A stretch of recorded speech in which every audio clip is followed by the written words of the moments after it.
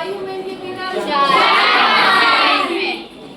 कितने वर्ष की आयु में इन्होंने लिपि 18 किस सब्जेक्ट की पढ़ाई की? आगे बढ़ते हैं। भारत के बारे में विशेष विद्वान के बारे में चर्चा हम कर रहे थे, उसी कड़ी को आगे बढ़ा रहे हैं। आज के क्षेत्र में क्या बोले हैं? भारत में आप अपने आप को सर्वत्र, बहुत सा बैच होकर चल रहा है। भारत में आप अपने सर्वत्र यानी कि सभी जगह अत्यंत प्राचीन और सुदूर यानी कि प्राचीन यानी पुराना, सुदूर फ्यूचर लाइफ भविष्य के बीच खड़ा पाएंगे। यानी इन दोनों के मध्य में आप खड़े हैं अपनी लाइफ को लेकर।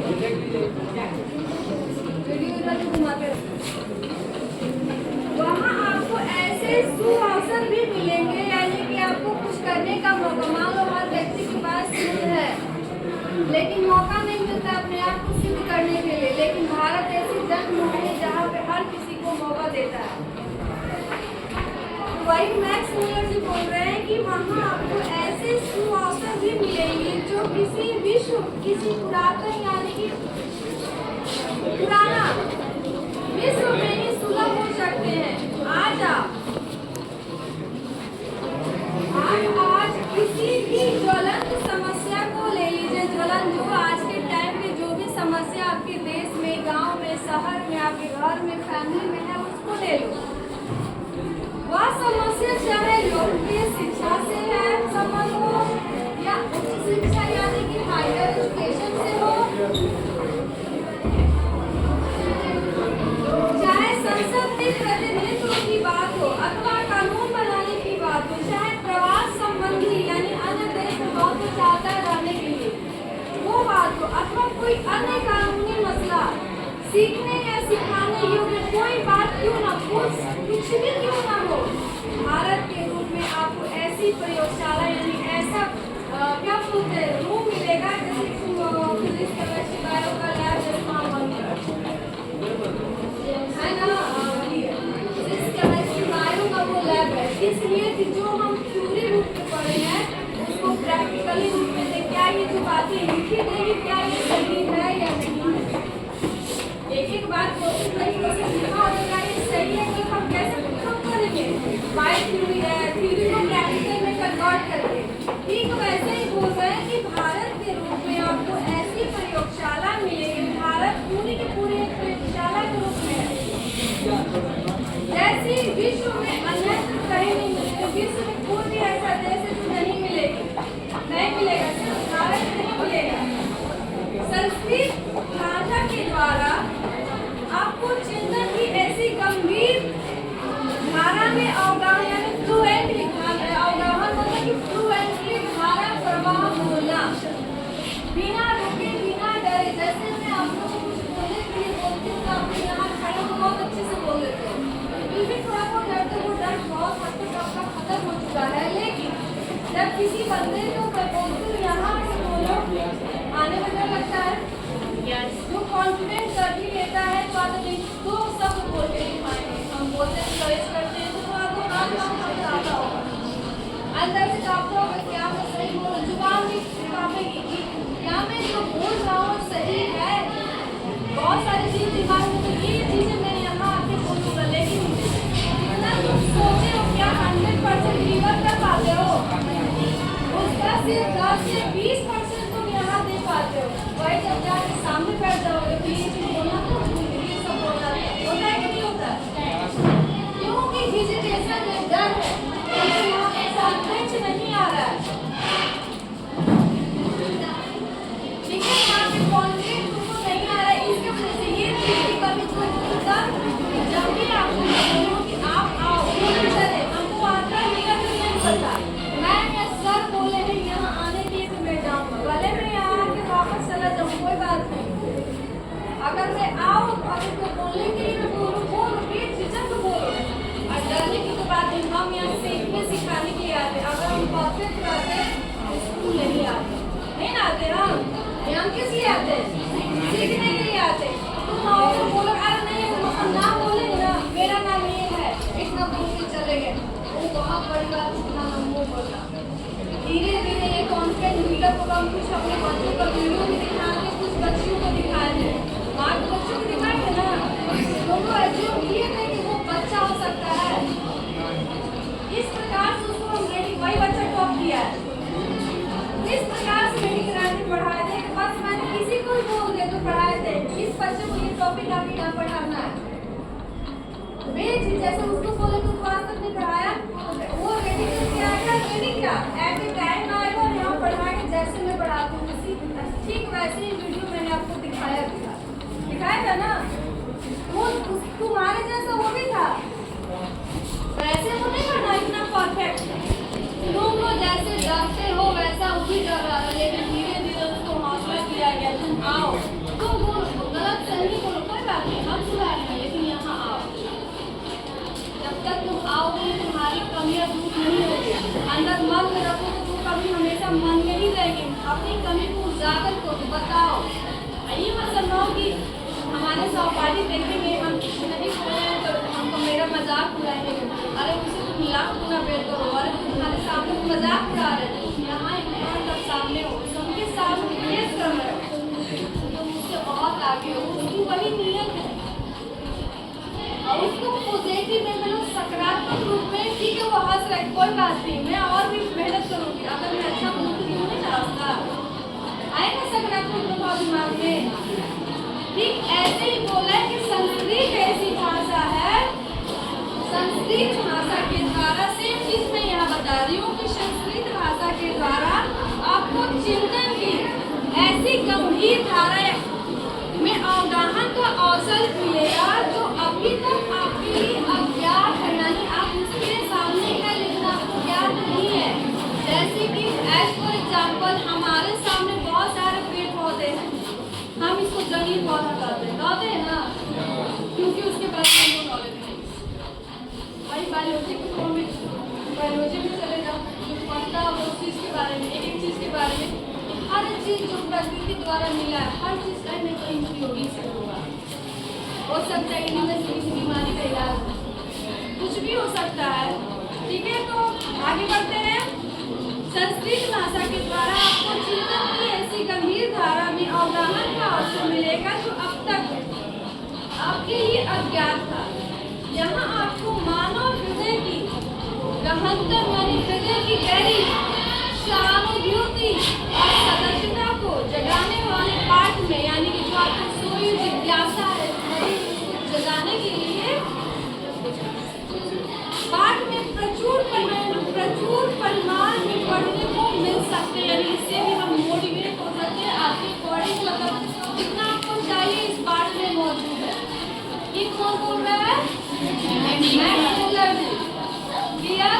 ये पहला आगे बढ़े। चलो कुछ ज्यादा ही पहले हम और पीछे तक पढ़ाए थे। अब आते हैं मानव मस्तिष्क के बारे में। मानव मस्तिष्क के इतिहास के उस अध्ययन में, यानी दिमाग के बारे में अब अध्ययन करने के बारे में मैक्स मुलर जी बोल रहा है। हालांकि मैंने उस दिन बताया था, इसलिए फिर जल्दी बोलना है। या यूँ कहें कि हमारे अपने स्वरूप के अध्ययन में, खुद के स्वरूप के अध्ययन में, अपने सच्चे आत्मरूप की पहचान में भारत का स्थान किसी भी देश के बाद दूसरे नंबर पर नहीं रखा जा सकता। हर हाल में पहले मैदान पे है, पहले नंबर पे है वर्ल्ड में भारत।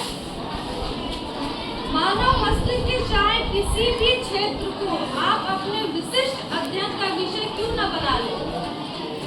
डॉक्टर भी बनते हैं, पूरे बॉडी का एक डॉक्टर थोड़ा बनता है, बॉडी का एक एक पार्ट का एक स्पेशलिस्ट डॉक्टर होता है। तो पता है ना, आँख का अलग हो गया, क्या बोलते हैं, हर चीज़ का अलग, मस्तिष्क का अलग, मस्तिष्क में 3 भाग होते हैं, उसका भी अपना एक्सपर्ट होता है, कोई अलग एक्सपर्ट होता है, कोई हार्ट का होता है, कोई लीवर का होता है। हमारे बॉडी में जितने पार्ट है उतने पार्ट का डॉक्टर है, अलग अलग अलग किस्म के डॉक्टर है। ठीक वैसे ही बोल रहे हैं कि मानव मस्तिष्क के चाहे किसी भी क्षेत्र को आप अपने विशिष्ट अध्ययन का विषय क्यों न बना लें, चाहे वो भाषा का क्षेत्र हो या धर्म का या दैवत विज्ञान का हो, दैवत यानी देवताओं के अध्ययन, या दर्शन का, चाहे विधि शास्त्र या कानून का हो, अथवा रीति रिवाजों व परंपराओं का,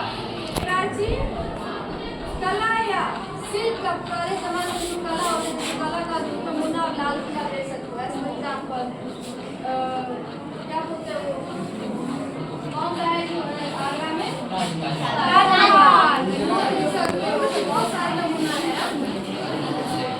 सिर्फ कहो आपको पुरातन विज्ञान का इनमें से प्रत्येक क्षेत्र में विश्लेषण करने के लिए भले ही आप चाहे यानी किसी भी क्षेत्र में आप आगे बढ़ना चाहते हो तो आप चाहे या ना चाहे आपको भारत की मदद लेनी ही होगी, स्ट्रगल लेनी होगी। विदाउट हेल्प का आप इसमें सक्सेस नहीं पा सकते, सफलता हासिल नहीं कर सकते। किसके अनुसार? फ्रेडरिक मैक्स मुलर के अनुसार। क्योंकि मानव इतिहास से संबंध अत्यंत बहुमूल्य और अत्यंत उपयोगी व्यावहारिक सामग्री का एक बहुत बड़ा भाग भारत, केवल भारत में ही संचित है। सिर्फ और सिर्फ भारत में ही आपको मिलेगा। क्लियर? आगे बढ़े, नहीं तो दिक्कत है किसी को? चलो आगे बढ़े।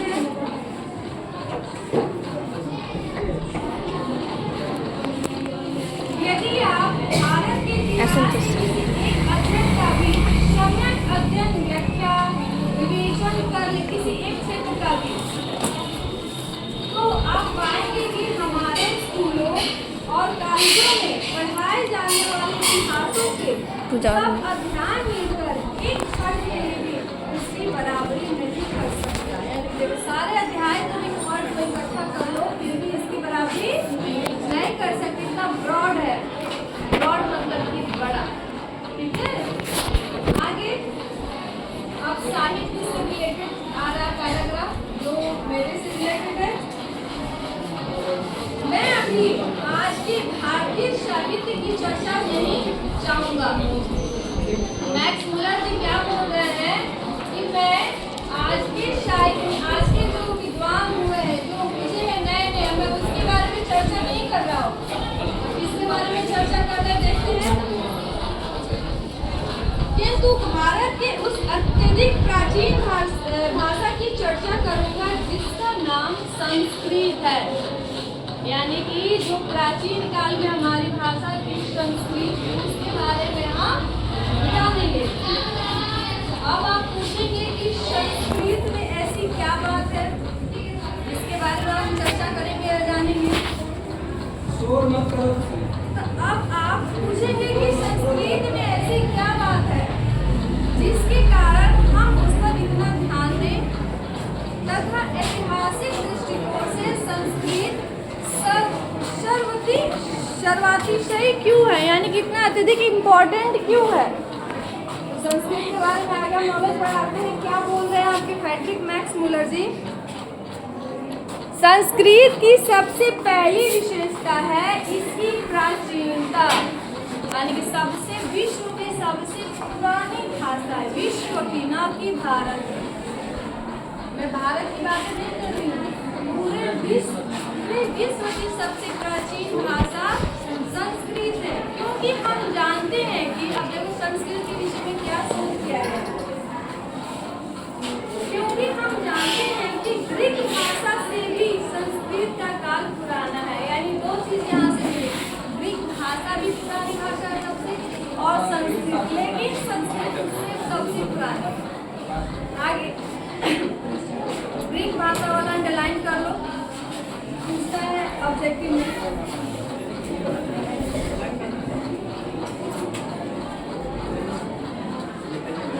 आगे बढ़ते हैं।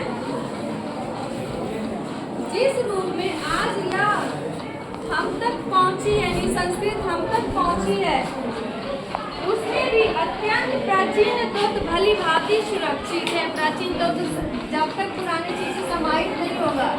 मान लो संस्कृत पेड़ की जड़ है, संस्कृत जो है एक पेड़ मान लो है, उसकी जड़ है भाषा, और जितनी उसकी शाखाएं पत्तियां वर्ल्ड में सब संस्कृत से ही निकली है। अन्य भाषा जितने भी आप भाषा देखते हो, क्या बोलते हैं, हिंदी, इंग्लिश, भोजपुरी, कुछ भी कहीं ना संबंध संस्कृत से है। जब उसको शोध करोगे तब उसको मिलेगा। तो उधर भी घुमाया करो, उधर कोने में, एकदम कोने में। ठीक है, आगे बोलते हैं।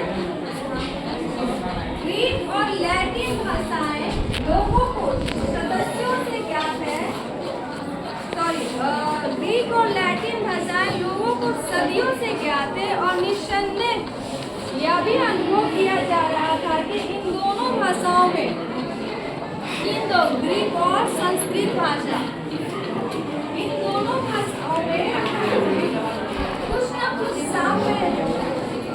न कुछ साम्य अवश्य मिलता जुलता जरूर है। ठीक है, स्टॉप करो। साम्य अवश्य मिलता जुलता जरूर है ग्रीक और संस्कृत भाषा में। फिर आगे, किंतु समस्या यह थी कि इन दोनों भाषाओं में विद्यमान समानता को व्यक्त कैसे किया जाए, कैसे दर्शाया जाए कि ग्रीक भाषा कैसी है और संस्कृत कैसी है। तभी ना हम दोनों को मिलान करेंगे। कभी ऐसा होता था कि किसी ग्रीक शब्द की निर्माण प्रक्रिया में लैटिन को कुंजी मान लिया जाता था, यानी कुछ भी लैटिन भाषा को कुंजी में चाबी मान लिया जाता था, और कभी किसी लैटिन शब्द के रहस्यों को खोलने के लिए ग्रीक का सहारा लेना पड़ता। दोनों एक दूसरे के सहारा नहीं, मदद लेनी पड़ती है। फिर किसको माना जाता है? देखो आगे इस प्रोसेस कुछ वाला है, ध्यान से सुनना। और कभी किसी लैटिन शब्द के रहस्यों को खोलने के लिए ग्रीक का सहारा लेना पड़ता था। उसके बाद जब गॉथिक और एंग्लो सैक्सन जैसी, ये सब लैंग्वेज है, भाषा का नाम है, ठीक है। उसके बाद जब गॉथिक और एंग्लो सैक्सन जैसी ट्यूटानिक भाषाओं, ट्यूटानिक के सभी भाषाओं का नाम मैं ले, ट्यूटानिक भाषाओं, पुरानी कैल्टिक तथा स्लाव भाषाओं का भी अध्ययन किया जाने लगा। अब एक दूसरे को जानने के लिए हर में किसी न किसी चीज का प्रूफ मिलता गया कि कौन सी पुरानी सिद्ध करने में हर चीज को लेना होगा। थोड़ा सा भी अंश किसी को मिला उसको शोध करो।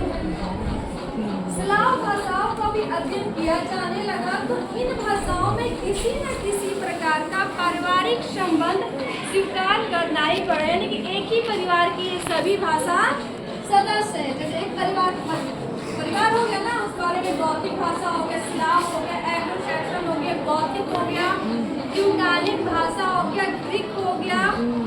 ये सभी एक परिवार के सदस्य हैं जिसका अलग अलग नाम है। क्लियर? आगे बोलते हैं, किंतु इन भाषाओं में इतनी अधिक समानता कैसे आ गई? सभी कुछ न कुछ एक दूसरे से मिले। भाई बहनों में जो ब्लड रिलेशन होता है, कुछ न कुछ होता है ना एक दूसरे से। जब परिवार का सदस्य बोल रहे तो ऑटोमेटिकली कुछ न कुछ एक दूसरे से मिलेगा। किंतु इन भाषाओं में इतनी अधिक समानता कैसे आ गई, और समानताओं के साथ इतना अधिक अंतर भी कैसे बढ़ गया, यानी सब मिल भी रहा है और नहीं भी मिल रहा है, दोनों ही चीज हो रहा है। ये चीज ऐसे क्लियर होगा, एक ही मम्मी पापा के दो भाई बहन, चाहे दो बहने वाले, एक वो बड़ी अच्छी नेचर की और एक झगड़ालू किस्म की। अब दोनों के मम्मी पापा कौन है? एक ही है, तो कैसे अलग हो गए जी? खाने के लिए वो बहने हैं, लेकिन फिर भी अलग अलग है नेचर, है ना?